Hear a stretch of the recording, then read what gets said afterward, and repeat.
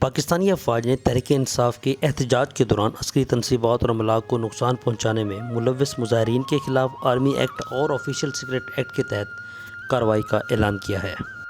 السلام علیکم، میں ہوں محسن بھٹا اور اس ٹائم آپ دیکھ رہے ہیں میرا یوٹیوب چینل محسن بھٹا۔ ویڈیو کو مزید آگے بڑھانے سے پہلے میرے چینل کو لائک کر دیں، کمنٹ کر دیں، سبسکرائب کر دیں اور ہاں، نیچے موجود بیل آئیکن کو لازمی پریس کیجیے گا تاکہ اس طرح کی اور بہت ساری انفارمیٹیو ویڈیوز آپ کو بر وقت ملتی رہیں۔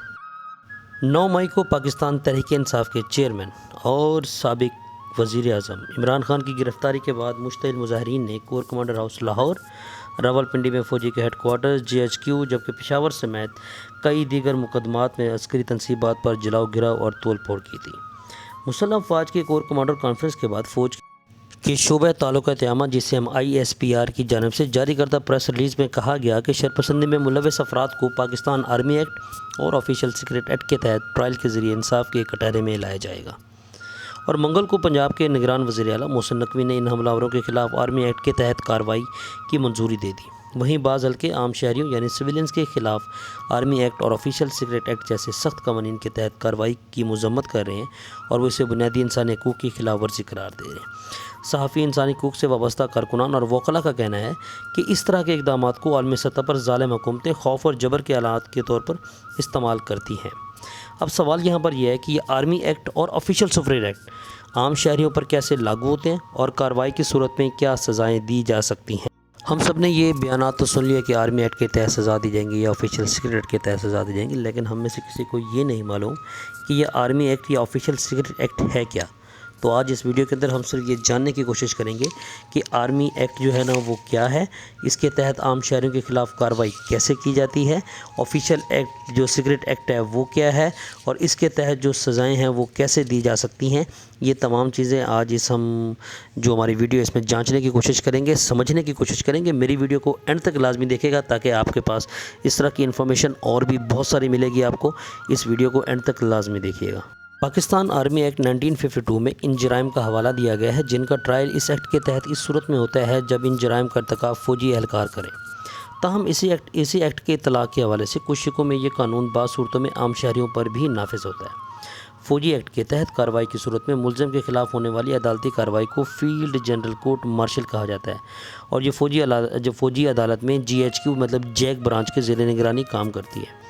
اس عدالت کا صدر ایک حاضر سروس عموماً جو ہے نا وہ لیفٹیننٹ کرنل رینک کا فوجی افسر ہوتا ہے۔ استغاثہ کے وکیل بھی فوجی افسر ہی ہوتے ہیں۔ یہاں ملزمان کو وکیل رکھنے کا حق دیا جاتا ہے۔ اگر کوئی ملزم پرائیویٹ وکیل رکھنے کی استطاعت نہ رکھتا ہو تو فوجی افسران ان کی وکالت کرتے ہیں۔ انہیں فرینڈز آف دی ایکیوزڈ کہا جاتا ہے۔ یہاں ہونے والی کارروائی کے بعد ملزم اپیل کا حق رکھتا ہے۔ سن 2015 میں پاکستان کی قومی اسمبلی کے بعد ایوان بالا یعنی سینٹ نے 21ویں آئینی ترمیم اور آرمی ایکٹ 1952 میں ترمیم کی متفقہ منظوری دی تھی۔ ان ترامیم کے تحت مندرجہ ذیل جرائم میں ملوث افراد کو آرمی ایکٹ کے تحت سزا دی جا سکے گی۔ نمبر 1، پاکستان کے خلاف جنگ کرنے والے۔ نمبر 2، فوج اور قانون نافذ کرنے والے اداروں پر حملہ کرنے والے، اغوا برائے تاوان کے مجرم۔ نمبر 3، غیر قانونی سرگرمی میں ملوث افراد کو مالی معاونت فراہم کرنے والے۔ نمبر 4، مذہب اور فرقے کے نام پر ہتھیار ڈالنے والے، کسی دہشت گرد تنظیم کے اراکین۔ نمبر 6، سول اور فوجی تنصیبات پر حملہ کرنے والے، دھماکہ خیز مواد رکھنے یا کہیں لانے لے جانے میں ملوث افراد، دہشت اور عدم تحفظ کا ماحول پیدا کرنے والے، اور آخری ہے بیرون ملک سے پاکستان میں دہشت گردی کرنے والے۔ آرمی ایکٹ کے سیکشن 21D میں 2 ایسی شکیں موجود ہیں جن کے تحت عام شہریوں پر مقدمہ چلایا جا سکتا ہے، جن میں پہلی جاسوسی یا عسکری راز فراہم کرنا اور دوسری فوجیوں کو حکم نہ ماننے پر اکسانا یا پھر فوج کے ادارے کے خلاف اکسانا شامل ہے۔ پہلے شک کے مطابق اگر کوئی شہری دشمن کو کوئی راز فراہم کرتا ہے اور اس کے ثبوت موجود ہیں تو FIR کے اندراج کے بعد اسے گرفتار اور فوج میں اس پر مقدمہ چلایا جا سکتا ہے۔ دوسری شک کے مطابق اگر کوئی شخص کسی کو فوجی گمان کے خلاف بغاوت، فساد برپا کرنے کے لیے اشتعال دلانے، اکسانے یا ترغیب یا تحریک دینے کا سبب بنے تو اس صورت میں بھی فوج اس کے خلاف آرمی ایکٹ کی شک 21D کے تحت مقدمہ چلا سکتی ہے، چاہے ایسا کسی تقریر کے ذریعے ہی کیا گیا ہو۔ اگر اسے فوج کے خلاف اکسانے کا تاثر بھی ملے تو اس صورت میں بھی اس شخص کا ٹرائل کیا جا سکتا ہے۔ اگر کوئی شخص تقریر میں کہتا ہے کہ فوج یا اپنی کمان کا حکم نہ مانے تو اس پر بھی یہ قانون لگے گا۔ آرمی ایکٹ کی شق 21D کے تحت کسی بھی سویلین کا معاملہ 31D میں لا کر اس کا کورٹ مارشل کیا جا سکتا ہے، لیکن اس کے لیے پہلے اس سویلین کے خلاف کسی تھانے میں مقدمہ کے اندراج اور مجسٹریٹ کی اجازت ضروری ہے۔ ان کے مطابق خاص کر جب فوج کو سویلین حکومت کی مدد کے لیے بلایا جائے، اس حالات میں فوج کو یہ اختیار حاصل ہے۔ خیال رہے کہ تحریک انصاف کے احتجاج کے دوران ہنگامہ آرائی کے تناظر میں پنجاب، خیبر پختونخوا اور اسلام آباد میں حکومت کی جانب سے امن و امان کے قیام کے لیے آئین کی شق 245 کے تحت فوج تعینات کی گئی تھی۔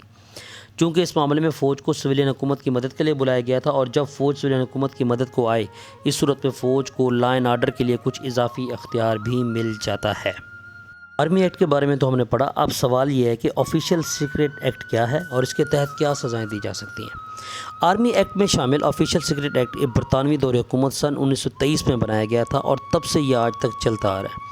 اس کے مطابق اگر کوئی دشمن یا کسی بھی شخص کو فوج سے متعلق کوئی خفیہ معلومات فراہم کرے تو اس ایکٹ کے تحت اس ملزم کا ٹرائل کیا جا سکتا ہے۔ سیکریٹ ایکٹ میں سیکشن 21D میں کسی سویلین کے ٹرائل کا پورا طریقہ کار موجود ہے، جس کے تحت سب سے پہلے اس شخص کے خلاف FIR درج کی جاتی ہے، پھر اسے سیشن جج کے پاس پیش کیا جاتا ہے، جس کے بعد مقدمے کو ملٹری کورٹ میں ٹرانسفر کر دیا جاتا ہے۔ اس میں سزاؤں کا انحصار جرم کی نوعیت پر ہے، اور اس میں 2 سال سے لے کر عمر قید اور سزائے موت تک کی سزائیں سنائی جا سکتی ہیں۔ عسکری تنصیبات پر حملوں کے تناظر میں ان افراد کے خلاف کارروائی عمل میں لائی جا سکتی ہے جنہوں نے مبینہ طور پر ان مقدمات پر حملے کا منصوبہ بنایا یا اس کی ہدایت جاری کی۔ اس صورت میں فوج کو ان سویلینز کے خلاف 21D کے تحت ٹرائل کا اختیار حاصل ہے۔ یہاں سیکشن 59 اور 60 لگائے گئے ہیں، اور سیکشن 60 کا مطلب ہے سہولت کاری، یعنی اگر کوئی شخص جائے وقوع اس شہر میں یا پاکستان میں موجود بھی نہیں ہے اور ملک سے باہر ہے، لیکن وہ فوج کے خلاف اکسانے میں مدد کا باعث بنا، تو اس پر بھی 21D کا اطلاق ہوگا۔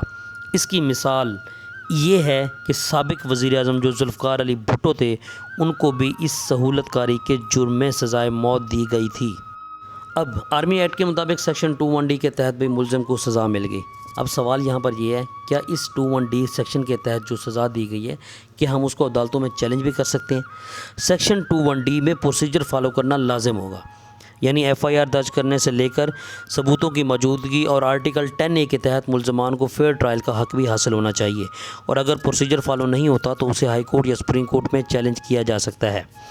اس حوالے سے سپریم کورٹ کا فیصلہ موجود ہے کہ اگر ملک میں جوڈیشل سسٹم چل رہا ہو تو سویلینز کے مقدمات کو سول کورٹ میں بھیجے جانے کو ترجیح دی جانی چاہیے، اور یہ اختیار وفاقی حکومت کے پاس ہے کہ ٹرائل ملٹری کورٹس کے ذریعے ہوگا یا سویلین عدالت کے ذریعے۔ اگر عدالت یہ سمجھتی ہے کہ وہ جوڈیشل سسٹم صحیح طرح کام نہیں کر رہا ہے تو وہ مقدمات ملٹری جو کورٹس کو بھجوا سکتی ہے۔